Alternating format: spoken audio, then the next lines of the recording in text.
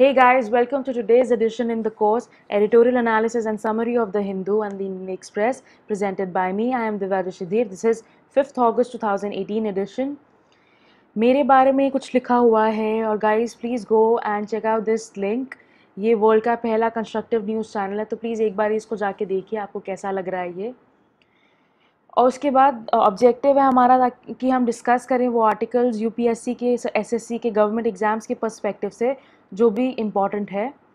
सारे government exams के aspirants and all those who want to stay updated about the current happenings around, इन सब के लिए this course is very relevant. पहला आर्टिकल है, ये बात कर रहा है कि हाई कोर्ट है, उसने मिनिमम वेजेस ऑर्डर जो आपकी गवर्नमेंट ने निकाला था, आम आदमी पार्टी की गवर्नमेंट ने निकाला था, उसको उन्होंने सेट असाइड कर दिया है. गवर्नमेंट कह रही है कि भाई जो तुमने ये निकाला है ना, वो एक तो ultra vires of the constitution है, मतलब ये कॉन्स्टिट्यूशन के खिलाफ जाता है, कॉन्स्टिट्यूशन की जो प्रोविज़न है उसके अगेंस्ट है. दूसरी बात ये कि तुम सारा काम इतनी हरी में क्यों करते हो, तुम्हें हर चीज़ इतनी हरी में करने की क्यों ज़रूरत होती है. तो इसको इसको कहते हैं, उन्होंने एलिस इन वंडरलैंड को भी कोट किया. उन्होंने कहा द हरियर I go the behinder I get. So Supreme Court ये बात कह रहा है. सुप्रीम कोर्ट कह रहा है जो कमिटी की रिपोर्ट जो तुम दिखा रहे हो ना, वो भी रेलेवेंट मटेरियल पे बेस्ड नहीं है. हमें कुछ ज़्यादा सब्सटैंशियल चाहिए ये बात को मानने में कि जो तुमने ऑर्डर दिया है उसको हम मतलब परमिशन दे दें, ग्रीन फ्लैग दे दें. और जो एचसी का ये जो आया है, जो ऑर्डर आया है सुप्रीम कोर्ट का, ये बेसिकली आया क्यों है, क्योंकि देखो इन्होंने मिनिमम वेजेस का ऑर्डर दिया है. वेजेस कौन लेता है, जो इंडस्ट्रियल वर्कर्स होते हैं, जो काम करते हैं रेगुलर फैक्ट्रीज वगैरह में, वो ऑर्डर देते हैं. अब इससे क्या होगा, जो इनके मालिक होंगे इनके लिए तो बहुत बढ़िया बात है कि इनकी जो वेजेस है, जिसकी 100 आती थी उसकी 110 हो गई है, इनके लिए तो बहुत बढ़िया बात है. लेकिन जो इनके फैक्ट्री के मालिक है, क्या उनको ये बात पसंद आएगी. अगर एक मालिक के पास 1000 वर्कर्स हैं और सबकी पे 100 रुपये से 10 रुपये से बढ़ रही है, तो उसके लिए तो 10,000 का नुकसान हो गया डेली, उनको ज़्यादा पे करना पड़ेगा 10,000. तो देयरफॉर ये जो इंडस्ट्रियल यूनिट्स हैं, इनके ओनर्स ने जाके सुप्रीम कोर्ट में प्ली फाइल की है, जिसके अगेंस्ट हाई कोर्ट में प्ली फाइल की, जिसके अगेंस्ट हाई कोर्ट ने ये वर्डिक्ट, मतलब ये ऑर्डर अपना दिया है. उसके बाद यहाँ पे गोल्डन चैरियट ट्रेन के बारे में बात कर रहे हैं. ये कर्नाटका स्टेट में होती है. इसमें जो बात नोट करने वाली है वो ये है कि यहाँ पे रेवेन्यू शेयरिंग मॉडल फॉलो किया जा रहा है. 56:44 की रेशो में यहाँ पे फॉलो किया जाएगा. Indian railways and Karnataka state tourism development corporation ने के बीच में ये रेवेन्यू मॉडल फॉलो किया जाएगा. ये जो ट्रेन है एक सीजनल ट्रेन है, इसको एक सीज़न के दौरान चलाया जाता है, सिर्फ अक्टूबर से लेकर मार्च तक ये चलेगी. और ये जो दशहरा सीज़न अब आ रहा है, दशहरा सीज़न में इसके ट्रिप्स भी थोड़े शॉर्टर हो जाएंगे और ये ज़्यादा नंबर ऑफ़ ट्रिप्स लेगी. तो बेसिक यहाँ पे बात नोट करने वाली ये है कि अगर हमें कभी रेलवे में रिफॉर्म के बारे में पूछा जाता है, तो हम ये कह सकते हैं कि railway revenue sharing model follow कर सकती है प्राइवेट एजेंसीज़ के साथ भी. और अगर गवर्नमेंट की जो स्टेट एजेंसीज़ हैं, जैसे कर्नाटका स्टेट टूरिज़्म डेवलपमेंट है, तो इनके साथ भी पूरे ऑल ओवर इंडिया जो इंडियन रेलवेज़ है, वो इनके साथ कोलैबोरेट करके अपना सिस्टम बेटर कर सकती हैं. उसके बाद यहाँ पे जो हमारे चीफ जस्टिस हैं, जस्टिस दीपक मिश्रा, उन्होंने एनएलयू जो नेशनल लॉ कॉलेज है वहाँ पे एक लेक्चर दिया था, जिसका क्रक्स ये था, वो जो बडिंग लॉयर्स हैं, जो ताज़े ताज़े लॉयर्स बन रहे हैं और जो जजेस बनना चाहते हैं, उनके लिए उन्होंने कहा है कि लीगल प्रोफेशन है ना, इसका धर्म होता है कि कम्युनिटी बिल्डर हो, ये सोसाइटी को प्रोटेक्ट करे, ये हमारा धर्म है. तो अगर आप इसके अलावा और किसी और मोटिव से अगर आप सर्विस में आ रहे हैं, तो एक बार ज़रूर अपने आप को चेक कीजिए कि आपका मोटिव हमेशा ये होना चाहिए कि आपको कम्युनिटी बिल्डर है और सोसाइटी प्रोटेक्टर बनना चाहिए आपको. अगर आप ये आर्टिकल पढ़ना चाहते हैं तो पढ़ लीजिए, इसका क्रक्स बिल्कुल यही है इस आर्टिकल का वैसे. उसके बाद यहाँ पे हार्ट वॉल्व की बात कर रहे हैं. यहाँ पे जो ट्रीटमेंट यूज़ किया गया उसको तावी कहते हैं, transcatheter aortic valve implantation. तो ये याद रखना है, जो तावी जो प्रोसीजर है ये फॉलो होता है हार्ट से रिलेटेड, हार्ट के वॉल्व से रिलेटेड होता है, कार्डियक अरेस्ट वगैरह इन सब चीज़ों में यूज़ होता है. याद रखने वाली बात सिर्फ ये है कि ये हार्ट से एसोसिएटेड है. उसके बाद यहाँ पे मेटर्निटी लीव की बात कर रहे हैं फॉर थर्ड चाइल्ड. यहाँ पे देखो, जो गवर्नमेंट की स्कीम थी ना, उसमें कहा था कि हम मेटर्निटी लीव प्रोवाइड करेंगे, लेकिन ओनली अप टू 2 चिल्ड्रन. यहाँ पे उत्तराखंड हाई कोर्ट बोल रहा है कि भाई ऐसा क्यों, अगर किसी का तीसरा बच्चा हो रहा है तो उसको मैटरनिटी लीव क्यों नहीं मिलेगी? तो यहाँ पे इस सब चीज़ों की बात चल रही है। यहाँ पे आर्टिकल 42 से इसको रिलेट किया गया है। आप नीचे मुझे कमेंट सेक्शन में बताइए कि आर्टिकल 42 की डेफिनेशन क्या है, किस बारे में है वो आर्टिकल। प्लीज़ मुझे नीचे कमेंट सेक्शन में आप बताइए, आपका आज का काम है। उसके बाद यहाँ पे बात की है कि इंडिया ने जो यूएस के गुड्स थे ना, उन पे ज़्यादा टैरिफ लगाना शुरू कर दिया है। ज़्यादा उन पे जो क्वांटिफाइबल रिस्ट्रिक्शन होती है, जैसे एक होती है क्वालिटेटिव रिस्ट्रिक्शन, एक होती है क्वांटिटेटिव रिस्ट्रिक्शन। तो इंडिया ने जो क्वांटिटेटिव रिस्ट्रिक्शन है ना, वो यूएस के गुड्स पे ज़्यादा बढ़ा दी है। क्यों? अब इसका रीज़न ये है कि यूएस ना जब चाहता है, जो चाहता है, जो उसके लिए कन्वीनियंट होता है वो करता है। उन्होंने ऐसे कुछ हमारे साथ भी काम कर रहे हैं वो कुछ ऐसे, इसलिए उससे मतलब थोड़ा नाराज़ होकर इंडिया ने कहा है कि यूएस के जो बादाम आते हैं, जो आलमंड्स आते हैं, उसका इंडिया वर्ल्ड का सबसे लार्जेस्ट बायर है, ठीक है। तो उसमें जो ड्यूटी लगती है इंडिया ने 20% बढ़ा दी है। ये यूरोपियन यूनियन में भी ऑलरेडी हो चुका है और चाइना में भी हो चुका है। इंडिया ने भी उनको फॉलो किया, कहते हैं हम भी बढ़ाएंगे। और इंडिया में जो वो वॉलनट्स लाते हैं हम यूएस से, उन पे हमने 120% ड्यूटी बढ़ा दी है। आलमंड्स एंड वॉलनट्स, ये दो चीज़ें जिसमें हमने ड्यूटी बढ़ाई है यूएस से रिलेटेड। उसके बाद यहाँ पे बात चल रही है कि आर्टिकल 35A, इसके बारे में थोड़ी यहाँ पे बात चल रही है। अभी आर्टिकल 35A ये कश्मीर से रिलेटेड है।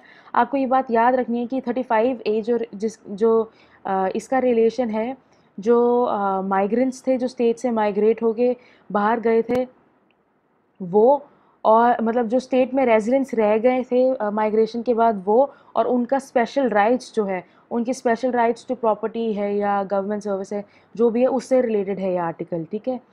तो इसके रिलेशन में जम्मू कश्मीर में थोड़ा दो दिनों का बंद चल रहा है, तो उससे रिलेटेड है ये आर्टिकल। अब बंद क्यों है, कैसे है, ये अगर आप आर्टिकल पढ़ना चाहें पढ़ सकते हैं। हमारे काम की चीज़ ये है, 35A is related to states special status given to the that it confers upon its residents. उसके बाद यहाँ पे हम बात कर रहे हैं आर्मी हेड, मतलब bid to ensure service parity in army headquarters. तो यहाँ पे जो हमारे डिफेंस मिनिस्टर हैं वो कह रहे हैं कि जो मिलिट्री पर्सनल होते हैं और उनके सिविलियन काउंटर पार्ट्स होते हैं, वो हेड क्वार्टर्स में जाके इकट्ठे काम करते हैं, एक साथ काम करते हैं। और एक साथ काम करने के बाद जब वो अपने कैडर में वापस जाएंगे, मतलब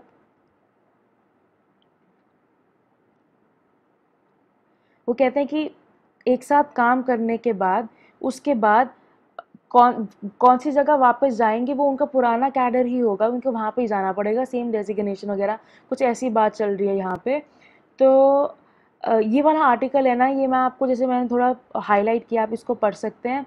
लेकिन ये वाले आर्टिकल पे अभी और ये इस टॉपिक पे और अभी आर्टिकल्स आएंगे, एडिटोरियल्स आएंगे, तो हम इसको उस टाइम पे अच्छी तरह डिस्कस करेंगे। आज कुछ प्रॉपरली दिया नहीं हुआ इसके बारे में। अच्छा, ये जो सीतारमन जो कह रहे हैं, हमारे जो डिफेंस मिनिस्टर हैं, इस जो हमारा आर्म फोर्सेस हेडक्वार्टर्स है, वो बिल्कुल इसके अगेंस्ट बात कह रहे हैं। वो कह रहे हैं जो आप बोल रहे हो ना, ये हम मानना नहीं चाहते, वो इसके अगेंस्ट बात कर रहे। तो बात सिर्फ अभी इतनी याद रखना। यहाँ पे दोबारा बात कर रहे हैं रिफ्यूजी स्टेटस के बारे में। अब देखो, असम में एनआरसी चल रहा है, ठीक है। वहाँ पे ये लोग कह रहे हैं कि अगर तुम वहाँ के रिफ्यूजीज़ को तुम रिहैबिलिटेट कर रहे हो, थोड़ा उनको मतलब उनको इंक्लूड करने की कोशिश कर रहे हो, एनआरसी बना रहे हो, सब कुछ कर रहे हो, तो जो जे एन के रेफ्यूजीज़ थे जब पार्टीशन हुआ था जम्मू एंड कश्मीर में, तो उन्होंने क्या गुनाह किया था, उनको भी तो तुम अकोमोडेट करो थोड़ा। ये कह रहे हैं कि जब पार्टीशन हुआ था तब 80% जो रेफ्यूजीज़ थे वो हिंदूज़ थे, मतलब मेनली जो रेफ्यूजीज़ थे वो हिंदूज़ थे, और हिंदूज़ में 80% शेड्यूल ट्राइब थे। और जब वो रिफ्यूजी बन के स्टेट से बाहर गए थे, जब पार्टीशन हुआ था, तो क्या हुआ था, उनकी जितनी प्रॉपर्टी थी, उनका जितना पैसा था, सब जब्त कर लिया गया था सरकार के द्वारा, और अब उनका कोई हक नहीं है उस प्रॉपर्टी पे, उस पैसे पे। तो ये कह रहे हैं करीबन 2.5 से 3 लाख रेफ्यूजीज़ थे हम लोग, तो हमें भी थोड़ा अकोमोडेट किया जाए। अब देखिए, कंट्री की एक पार्ट में कोई चीज़ होती है, उसका असर दूसरी पार्ट में कैसे होता है। अब यहाँ पे JNK में हो रहा है, ऐसे सिमिलर डिमांड्स कंट्री के हर पार्ट में देखेंगे जहाँ से रिफ्यूजीज़ का इशू बनता है। यहाँ पे लैटिन अमेरिका की बात हो रही है कि कह रहे हैं कि यहाँ पे हमें ना, जो हमारे डिप्लोमेटिक मिशंस हैं, जो हमारे कॉन्सुलेट्स एंड एम्बेसीज़ हैं, उनको हमें थोड़ा नंबर में बढ़ाना चाहिए, क्योंकि बहुत लेस प्रेजेंस है हमारी लैटिन अमेरिका में। लैटिन अमेरिका में बेसिकली ये आर्टिकल है कि हमारे जो फॉरेन मिशंस है वो बहुत कम है। कम इसलिए है क्योंकि हमारा जो इंडियन फॉरेन सर्विसेज है वो बहुत ही अंडरस्टाफ्ड है। हमारा one of the most understaffed Indian मतलब फॉरेन मिशंस का काउंट किया जाता है वर्ल्ड में, ठीक है। अब ये लैटिन अमेरिका है, लैटिन अमेरिका में कौन सी कंट्रीज़ आती है, सबसे पहले ये देखना आप। हम यहाँ देख सकते हैं, ये देखिए यहाँ पे ये ग्वाटेमाला दिख रहा है आपको। ग्वाटेमाला से थोड़ी सी ऊपर एक कंट्री है बेलीज़। बेलीज़ से लेके मतलब मैक्सिको के नीचे वाले पार्ट से लेके यहाँ के साउथ अमेरिका के एंड तक जितनी भी कंट्रीज़ है, अर्जेंटीना लास्ट कंट्री है, जितनी भी कंट्रीज़ है सारी लैटिन अमेरिका में आती है, एक्सेप्ट फॉर गियाना एंड सुरिनाम। सुरिनाम और गियाना को छोड़ के ये सारी की सारी कंट्रीज़ बेलीज़ से लेके अर्जेंटीना तक सब आती है लैटिन अमेरिका में। मैक्सिको को नीचे वाला पार्ट एक्सेप्ट फॉर गियाना एंड सरीनाम। तो ये जाना इम्पॉर्टेंट था। उसके बाद यहाँ पे देखो ये साइंस वाला पेज है, इसमें पता है क्या है, इसमें टर्म्स यूज़ की गई है। हमें सिर्फ ये बात याद रखनी है कि वो टर्म किससे एसोसिएटेड है, क्योंकि यूपीएससी में कई बार डायरेक्टली ये क्वेश्चन पूछ लेते हैं वो कि ये टर्म बताओ कि किससे एसोसिएटेड है। जब ये जैसे ये पार्क टू एक टर्म है, ठीक है, तो ये एसोसिएटेड है head and neck cancer growth से। ये कहते हैं जो पार्क टू है ना, ये बेसिकली इंक्रीज सेल प्रोलिफरेशन होती है, सेल माइग्रेशन होती है, invasion into extra cellular matrix होता है, कॉलोनी फॉर्मेशन होती है, या ये सब चीज़ें होती हैं इस पार्क टू के कारण, PAC2 के कारण। और ये ई माइक जीन है या ई माइक जो भी जैसे भी इसको प्रोनाउंस करते हैं, ये जो जीन है ये इनहिबिट करेगा growth of this park too, ठीक है। तो ये दो टर्म्स हैं जो एसोसिएटेड हैं हेड एंड नेक कैंसर से। उसके बाद जो नेक्स्ट आर्टिकल है वो बात करें इस डॉग2 टर्म का। ये डॉग2 टर्म बेसिकली एसोसिएटेड है proper activation and migration of immune cells, ठीक है। ये जो आर्टिकल है कोलेस्ट्रॉल से रिलेटेड है, उससे रिलेटेड एक टर्म है डॉग2 जिसका काम है proper activation and migration of immune cells. इसी से रिलेटेड एक और टर्म है जो है कोलेस्ट्रॉल सल्फेट या CS बोलते हैं इसको। ये क्या करती है कि जो डॉग2 है इसको इनहिबिट करती है, इसको ग्रो नहीं होने देती, इसकी ग्रोथ को चेक करती है। तो ये दो टर्म्स कोलेस्ट्रॉल से रिलेटेड है, इसको आप नोट करके रखो। उसके बाद इसके बारे में हम बात कर चुके हैं। अच्छा, यहाँ पे हमने बात की है, यहाँ पे हम एक वायरस की बात कर रहे हैं जो डेंगू से रिलेटेड है। इसमें कहते हैं जो मॉस्किटो रिलेटेड है ना, जो मॉस्किटो है ना, वो उसका जो जब वो बाइट करता है तो उसका जो रेट ऑफ ट्रांसमिशन है, rate of transmission of dengue disease है, वो अगर ये जो हाइटियन स्ट्रेन होता है ना, जो ये हाइटियन स्ट्रेन होता है उसमें स्लोएस्ट प्रोग्रेशन दिखाता है। Haitian strain slowest progression of dengue. ये आप बात रखना, ये बात याद रखना आप। सिर्फ यही जाना इस आर्टिकल में इम्पॉर्टेंट है। जो साइंस वाले आर्टिकल्स होते हैं बहुत ही टेक्निकल होते हैं, तो इसमें सिर्फ इम्पॉर्टेंट टर्म्स देखने वाली होती है, उनको नोट करने वाला होता है। उसके बाद यहाँ पे कोस्टल फिशरीज़ की बात कर रहे हैं। यहाँ पे देखिए, यहाँ पे कह रहे हैं कि जो इंडिया है वो वर्ल्ड का सेकंड लार्जेस्ट फ़िश प्रोड्यूसर है, ठीक है। इसमें क्या होता है, जो हमारे मछुआरे होते हैं वो फ़िशिंग करने के लिए कई बार बहुत दूर दूर निकल जाते हैं। तो अब सेंटर कह रहे हैं हम GPS यूज़ करेंगे ये नोट करने के लिए कि कौन कितनी दूर जा रहा है, उनको कंट्रोल करेंगे, ये सब करेंगे। जो ये मरीन फिशरीज़ रेगुलेशन एक्ट है, इसमें including not adhering to fishing limits and using illegal fishing gear, इसकी बात की जा रही है। तो ये जो आर्टिकल है फिशरी से रिलेटेड है। ये बोल रहे हैं कि जो बोट्स है ना, उनको जितने भी नॉटिकल माइल्स उनको एलोकेट किए गए हैं कि भाई तुम 20 नॉटिकल माइल्स के बियॉन्ड ना जाओ फिशिंग करने के लिए, उनको उससे अडियर करना चाहिए, उनको उसका पालन करना चाहिए। और साथ ही साथ इस आर्टिकल में ये भी कह रहे हैं कि गवर्नमेंट को इन जो फिशरमैन हैं, ये जो मछुआरे हैं, इनकी प्रोग्रेस के लिए कुछ सोचना चाहिए, क्रिटिकल कंट्रीब्यूशन और कैसे हो सकती है ताकि हम इनकी जो ये जो पॉपुलेशन है हमारी सोसाइटी की, इसकी हम प्रोग्रेस के बारे में थोड़ा सोचें, क्योंकि ये बहुत स्मॉल स्केल फिशरीज़ है। तो इनका रेवेन्यू जनरेशन कैसे बढ़ाना है, कैसे इनको बेटर प्राइसेस लेके देने हैं, इसके बारे में भी थोड़ा सोचना चाहिए। उसके बाद यहाँ पे हमें ये जानना है कि इन्वेजिव स्पीसीज़ होती क्या है। इन्वेजिव स्पीसीज़ बेसिकली वो स्पीसीज़ होती हैं जो दूसरी जगह से आती हैं, एक दूसरे इकोसिस्टम से आती हैं, और जिस इकोसिस्टम में आती है वहाँ की जो नेटिव स्पीसीज़ होती हैं उनको वो खाने लग जाती है, उनको खाती रहती है, उनकी जगह ऑक्यूपाई करके अपना घर बना लेते हैं वहाँ पे। इसको ये होता है इन्वेजिव स्पीसी। आप अगर जो भी आप इन्वायरमेंट से रिलेटेड बुक पढ़ रहे हैं या जो भी मॉड्यूल आप फॉलो कर रहे हैं उसमें आप एक बार इस टर्म को अच्छी तरह देख लें, उसकी डेफिनेशन देख लें, इसका मतलब यही होता है। उसके बाद ये FOXP2 है, ये बेसिकली एक जीन है जिसका बहुत इंपॉर्टेंट रोल होता है लैंग्वेज में। ये कहते हैं जो सिवियर स्पीच डिफेक्ट्स होते हैं वो भी यही जीन के कारण होते हैं, इसकी मैल फंक्शनिंग होती है। इनका उन्होंने टेस्ट वगैरह किया है, जो सॉन्ग बर्ड्स वगैरह, ये माइस वगैरह ये सब होते हैं, इन पे उन्होंने टेस्ट वगैरह किया और इनसे पता लगा है कि FOXP20 का बहुत ही स्ट्रॉन्ग लैंग्वेज से रिलेशन है, तो आप ये बात याद रखना। उसके बाद MCR1 जीन के बारे में यहाँ पे बात कर रहे हैं। ये बोलते हैं ये कॉन्फर करता है मल्टी ड्रग रेजिस्टेंस। अब देखिए क्या होता है कि स्पेशली इंडिया में या जो डेवलपिंग कंट्रीज़ है ना, उसमें जो डॉक्टर्स होते हैं इतने मतलब ड्रग्स देते हैं और over the counter drugs available होते हैं, जिससे क्या होता है ड्रग्स की अवेलेबिलिटी ईजिली, मतलब अवेलेबिलिटी भी और एक्सेसिबिलिटी भी है, तो लोग अपने आप ही डॉक्टर को बिना कंसल्ट किए ड्रग्स देने लग जाते हैं।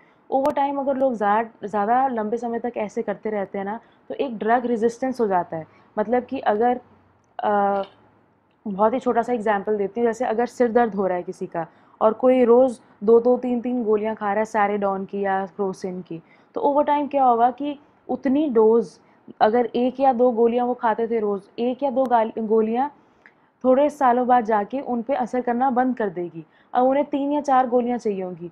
तो ऐसे करते-करते कई बार क्या होता है कि हो सकता है ड्रग ही रेज़िस्टेंट बन जाए बॉडी में, कि बॉडी में उसका वो इतना ज़्यादा कंज़्यूम कर चुके हो आप कि बॉडी पे कोई असर ही ना बन पाए उसका, आ पाए उस ड्रग का। कभी वो ड्रग दोबारा सिर दर्द ठीक ही ना कर पाए।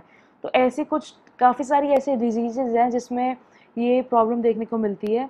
एक जो टीबी होता है, ये ट्यूबरकुलोसिस होता है, उसमें भी मल्टी ड्रग रेजिस्टेंस देखने को मिलती है, और उसको ट्रीट करने के लिए भी मल्टी ड्रग रेजिस्टेंस ट्रीटमेंट चलता है अब टीबी में, स्पेशली इंडिया में। ये उससे रिलेटेड है। अब ये दोबारा NRC से रिलेटेड है। ये कह रहे हैं कि जितने भी रिफ्यूजीज़ हुए हैं इंडिया में, काफ़ी सारे रिफ्यूजीज़ हैं। अब आप सिर्फ असम की बात कर रहे हो, हम आपको बाकी रीजन्स में भी गिनाते हैं कहाँ पे क्या है, क्यों है, कैसे है, तो आप उनको भी देखो। तो ये बेसिकली NRC से रिलेटेड आर्टिकल है और साथ में बाकी के इंडिया के बारे में भी बात कर रहे हैं। ये यहाँ पे कैलासा टेम्पल की बात कर रहे हैं। देखो अब यहाँ पे है ये कैलासा टेम्पल जो एलोरा में है, मेरे ख्याल, हाँ एलोरा में है ये बात करता है रॉक कट टेम्पल्स की। तो रॉक कट टेम्पल्स हमारे लिए काफ़ी इंपॉर्टेंट हो जाता है। सबसे पहले बात नोट करने वाली ये है कि इंडिया में largest number of rock cut temples मौजूद हैं। करीबन 1500 से ऊपर टेम्पल्स हैं हमारे पास, रॉक कट टेम्पल्स या आर्किटेक्चर है हमारे पास, जिसकी ग्लोबल सिग्निफिकेंस है। अब ये जो रॉक कट टेम्पल्स होते हैं ना, ये एक स्टोन से कार्व्ड आउट होते हैं। स्टोन को कार्व आउट किया होता है, स्टोन को कभी तोड़ा नहीं होता, तोड़ के उसके पीसेस जॉइन नहीं करते। एक ही बहुत बड़ा स्टोन होता है जिसको हम कार्व आउट करते हैं, उससे बनते हैं रॉक कट टेम्पल्स। ये हमारी जो एंशियंट हिस्ट्री है उसका बहुत इंपॉर्टेंट पार्ट बनाता है। ये राष्ट्रकूटा रूलर इलू, इनके बारे में बात किया गया है। तो रॉक कट टेम्पल से जितनी भी एसोसिएटेड इन्फॉर्मेशन आप एंशियंट या मिडिवल इंडिया से निकाल सकते हैं वो आप निकाल लीजिए, तो ये इंपॉर्टेंट टॉपिक बन गया है इस बार का। इसके एग्जाम्पल जैसे और भी हैं, जैसे बाराबर केव्स है बिहार में, या अजंता केव्स है, तो ये सारे इसके इंपॉर्टेंट टेम्पल्स हैं। So this is all for today, guys. I hope you like the lesson. Please rate, review and subscribe. Thank you so much for watching.